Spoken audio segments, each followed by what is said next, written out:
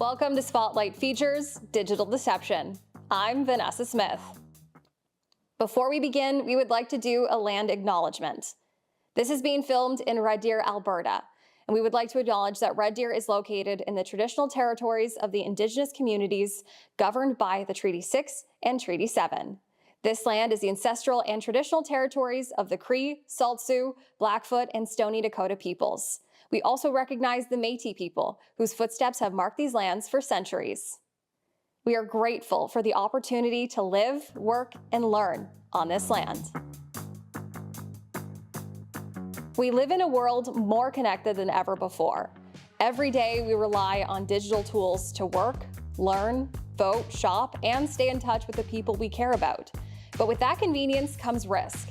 Digital deception takes many forms. It can be as simple as a phishing email or as complex as a coordinated cyber attack. And often, it hides in plain sight, disguised as something helpful, trustworthy, or familiar.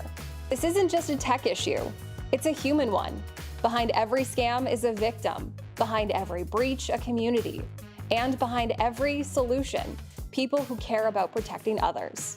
In this episode, we'll meet 5 Canadians who are confronting digital deception head-on through innovation, education, investigation, and advocacy. Let's begin. First, we meet someone who sees the cost of digital deception every day. Erin Fraser is an investigator with the Ontario Provincial Police's Serious Fraud Office. Her work goes beyond solving crimes. It's about helping victims and find justice and healing.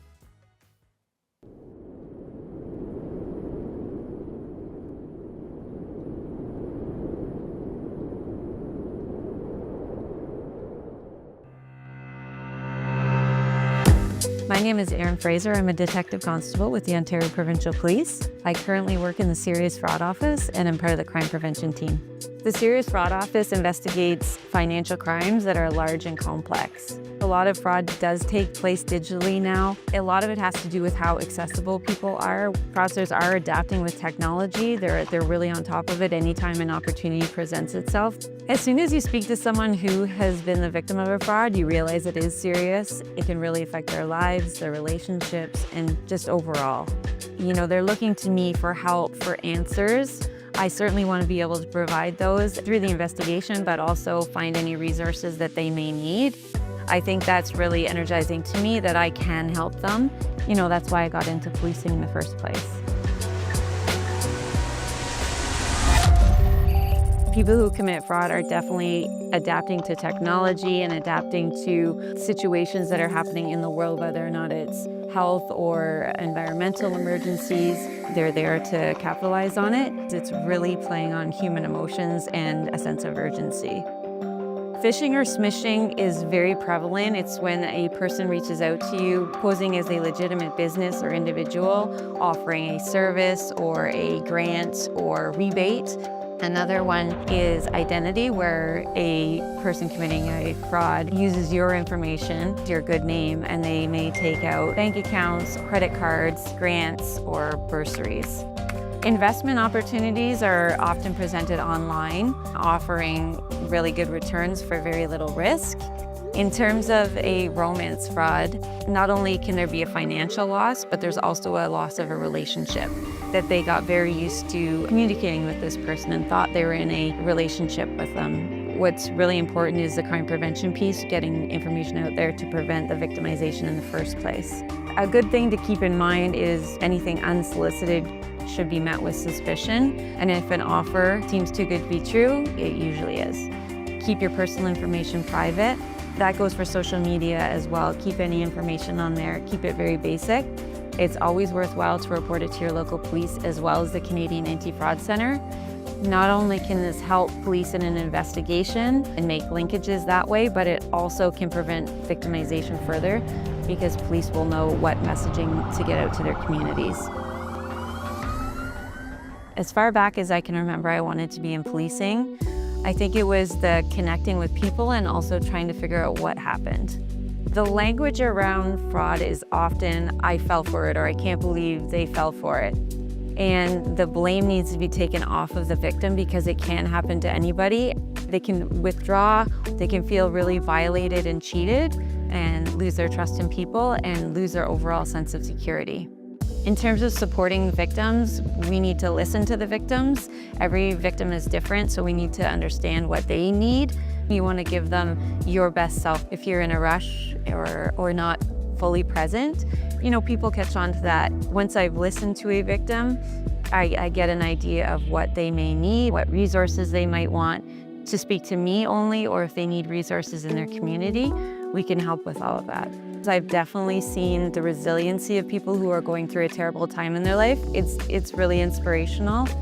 And being a victim of fraud, you can feel very vulnerable, and to share not only with me, but whatever group we're in, I think that's really special, and I always appreciate that they have shared with me. Frauds are usually long investigations, and you definitely get to see the victims numerous times, but as long as you keep thinking of them, then eventually it will come to a close, and you'll be able to hopefully give them some good news and have supported them well along the way.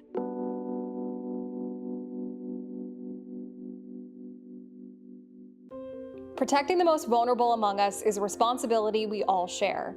CIRlene Doak-Gebauer founded Internet Sense First to combat online child exploitation and educate families about the dangers that can hide in plain sight.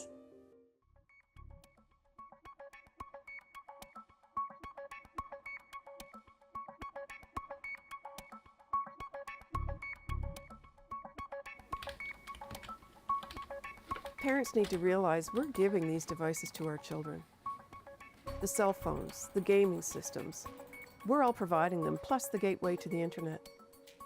And we have to start realizing there is a responsibility as a parent. We cannot just toss these things out to our children and say, go ahead. I am a computer science specialist in education, and I also managed computer networks in high schools. Through my experiences with students, parents, professionals, it gave me the foundation to do the research that I'm doing now about online child protection. And I realized a long time ago there is a huge gap between what's actually going on online and the knowledge out there. I was a high school teacher, and I had a really bad car accident and had to quit teaching, which opened doors in areas that I never dreamed possible. I had a family member that was a victim of internet child exploitation at the age of 4, and it was by neighbors.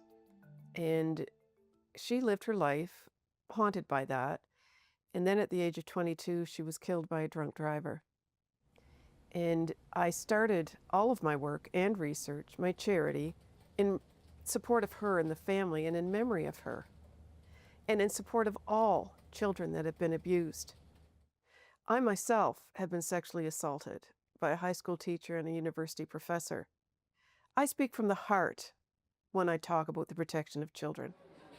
Very pleased to have everyone here today, and it's for a good cause, and it's to keep our children safe online. Creating Internet Sense First was challenging because I had to develop goals that were acceptable by CRA. And I made the charity an educational charity so that we educate about online child protection in a proactive way. We also raise funds for therapy for victims of internet child exploitation, which, by the way, that crime has increased by 15,000% in the last few years. It is more profitable than Hollywood movies, which is scary and disgusting. We had a group of grade 8s come in, and they said, we shouldn't be on these cell phones. We shouldn't be on any of this stuff. We're just having a great time. And it's not just cell phones. It's the chats on the gaming systems. Those gaming systems provide more threats in many ways than a cell phone, because children are quietly in a room playing their online games. Predators love online games for children. And people will say, oh, well, there's certain games, like, what do you tell everybody? And I'll tell them all of them. Digital supervision is key to keeping our children safe. And it's not spying on our children. It's supervising the devices we give them and supervising the internet in the sense of keeping our children safe. We need to practice digital supervision, and part of that is setting the right example for our children with digital devices. We can't just keep going glued to a cell phone or glued to a digital device of any kind and not think it affects our children. This is the most independent generation in the history of the world. The digital age truly started with everyone having computers in their homes in the year 2000. 25 years is not a long time to acclimatize ourselves to email, social media, cell phones, gaming systems, and everything else associated with the internet. We need to catch up to the digital age. We need to practice digital supervision. Our children need us more now than they ever have in the history of the world. We just need to catch on to that. Your social strategies should include Rogers TV. Reason number one is we have hyper-local audiences. The community TV channel gives you a chance to engage with people where you live, so you really get to know your neighbors and they get to know you. Reason number two is we can help diversify your distribution. With social media, it's really important to be able to have a wider audience, and Rogers TV can actually help complement your online presence by delivering to a different audience. And it's actually really easy to repurpose your existing content or to just create new material specifically tailored for community TV. And finally, reason number three is we can help enhance your credibility and your trust. And by aligning your brand with Rogers TV, you can tap into that trust that viewers have. This can boost your reputation, especially among viewers who favor local businesses and value community involvement. 1, 2, 3. It's that easy to build your local audience with Rogers TV. Municipalities are increasingly under threat from cyber attacks. In Fredericton, Chief Information Officer Adam Bell leads a team that's working to stay one step ahead, protecting the systems that keep a city running.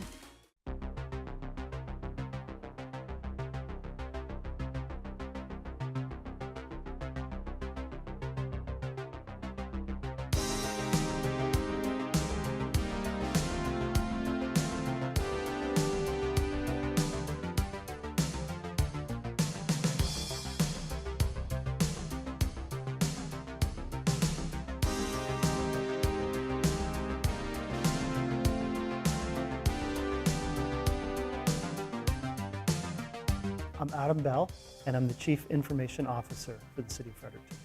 What we're looking at here are all the active alerts that have come into our system this morning. So in a half-hour period this morning, there was 25 or so attempts to infiltrate our system, all of those which, of course, were blocked. But it just kind of highlights the volume of attacks that organizations are seeing on a daily basis. We face a lot of threats every single day, almost every hour. There are people from around the world who are trying to attack all kinds of organizations. We're not special, but we certainly do see a large number of attacks every single day. I classify our threat actors in three groups. There are certainly the cyber hobbyists, the cyber attacker hobbyists, you know, like you typically think of the hacker in his basement with the hoodie. There are certainly those individuals around who would attack us. The second group is organized crime. So throughout the world, there are organized crime groups who are specifically organized to perpetrate cybersecurity attacks on organizations. And then the third group we do see are nation-state actors. So various national adversaries of Canada and the US will seek to attack specifically government organizations and other public sector agencies to try to disrupt our society. We're looking at the various different types of attacks that are tried against the City of Fredericton that our Security Operations Center at Bulletproof actively monitors, often defends against, and takes remedial action against. Lucky for us, we're not in it alone. We have lots of great partners who have deep expertise and who are also trying to fight the same fight of cybersecurity. So we work with Microsoft security products who are world-class leaders in cybersecurity. We use Fortinet equipment, who also have an extensive cybersecurity threat research facility in Canada, and they continuously, both those organizations continually monitor threats. And also in the City of Fredericton, we have lots of great tech companies here in Fredericton with deep expertise in cybersecurity, who are consistently working to improve cybersecurity practices, and we are lucky enough to be in the city with them. We have a great tech sector here in Fredericton, so we have lots of local companies who are also helping bolster the city's practice at securing its systems and keeping residents safe. I think my role is to try to understand what are all the resources that we have available to us who can protect us, and employ them at the city so that everyone stays safe. I think people need to understand that cybersecurity is a real threat that we're all facing, but the city takes it seriously, and the city is actually taking measures quicker than lots of other organizations and spends a lot more time and attention on it than we see in some other organizations. It's impossible to mitigate all of the risks, but we're doing more than most, and we're doing that so that residents can feel safe and don't have to think about it when they're going about their daily lives in Fredericton. Democracy itself can be a target. As more municipalities adopt internet voting, Professor Aleksander Essex is making sure those systems are secure. His work is setting the standard for how we protect the integrity of our elections.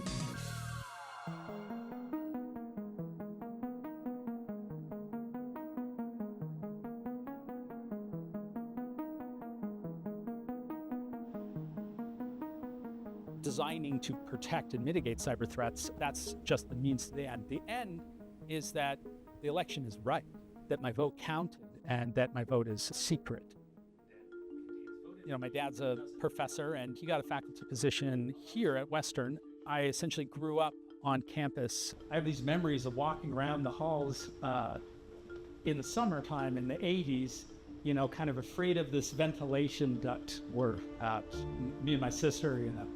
When it came time to find a faculty position, and you never know where you're going to end up as an academic, I was lucky enough to have the opportunity to come back home and live in London and be close to my family.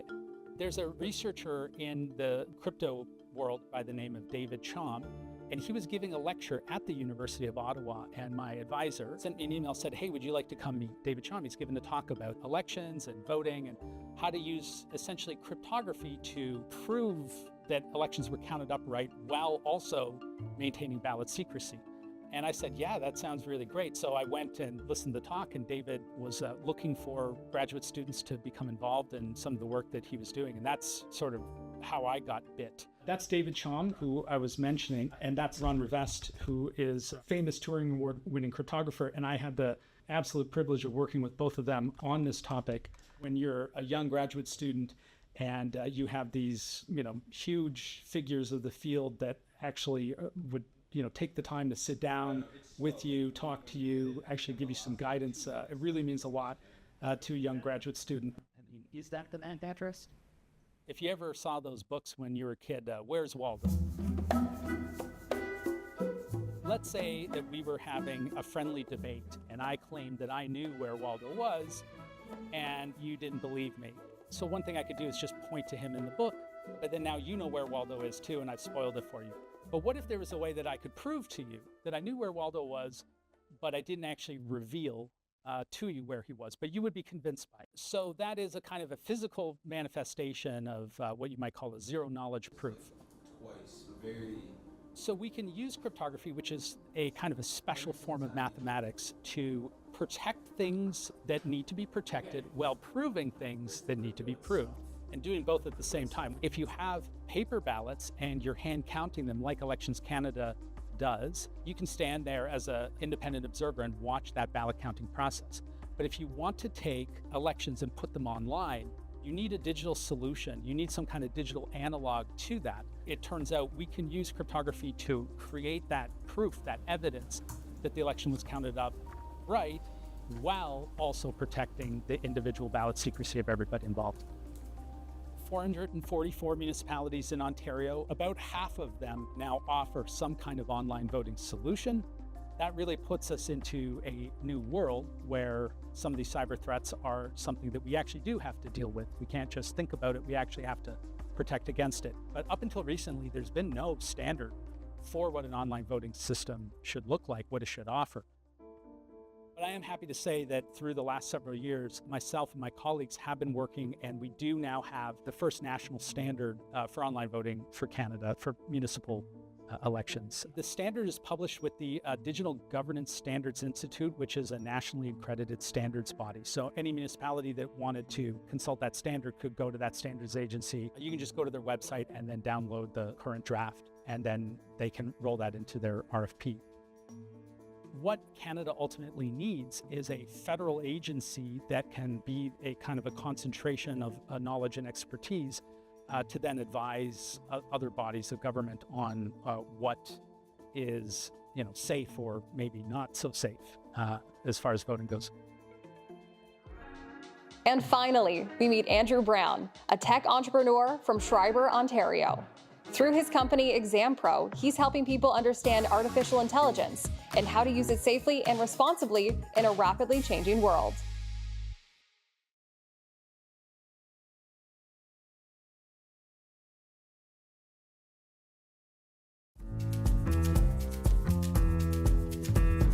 I won $150,000 because of the investment and flood investment. She gave the name, so I looked it up in the internet, and she was in the internet, the UK and everything. So you can't really rely on it because they can pick anybody's name from the internet and say to them. One example of digital deception actually occurred last night because my wife walked in the room and she asked me a question. For me, I've always loved tech and I always wanted to progress my career, but being in Northwestern Ontario, there were limited resources.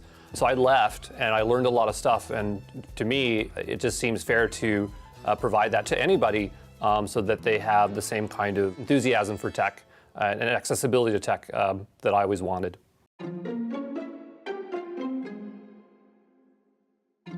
Hey everyone, I'm Andrew Brown. I run a technology center in Schreiber, Ontario.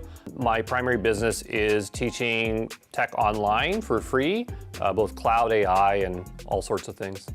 But I'm in Gmail, and if I go here to the right-hand side, I can go and look at the where it comes, show original, and it will tell me, this is a lot more clear, this is easier to read. And so it says, today we're here at the Schreiber Senior Center, and we're going to be teaching folks about digital deception for seniors. So we're going to see if we can pull up some examples, field some questions, and just make people aware of what's out there and how they might be able to protect themselves. They can change their voice, or if they can't mask their accent through that, then they can just generate a voice. Let's say the voice doesn't sound as authentic, they just add noise in between, right? Have you ever been on a bad call where there's been static or something?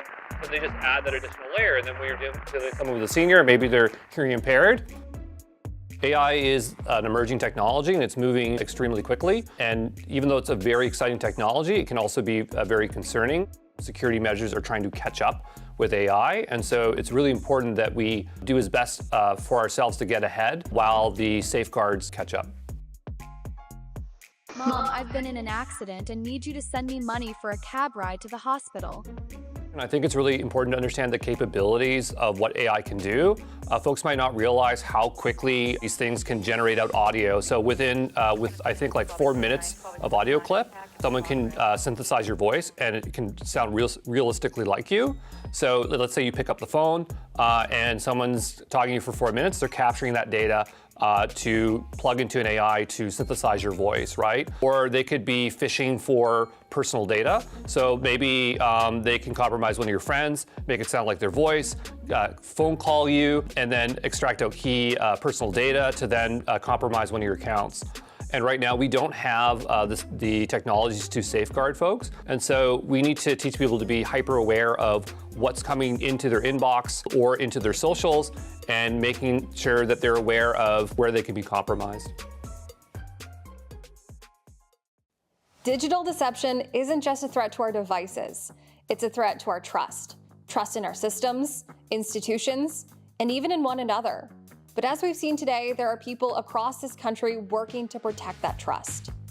From law enforcement to educators, from cybersecurity experts to community advocates. They're not just reacting to threats, they're anticipating them, innovating, educating, and most importantly, standing up for those who might not know where to turn. If something doesn't feel right online, trust your instincts. Report suspicious activity to your local police or call the Canadian Anti-Fraud Centre. Talk to your kids, your parents, your friends. Awareness is our first line of defense. Thank you for joining us on Spotlight Features Digital Deception. Stay informed, stay alert, and of course, stay safe.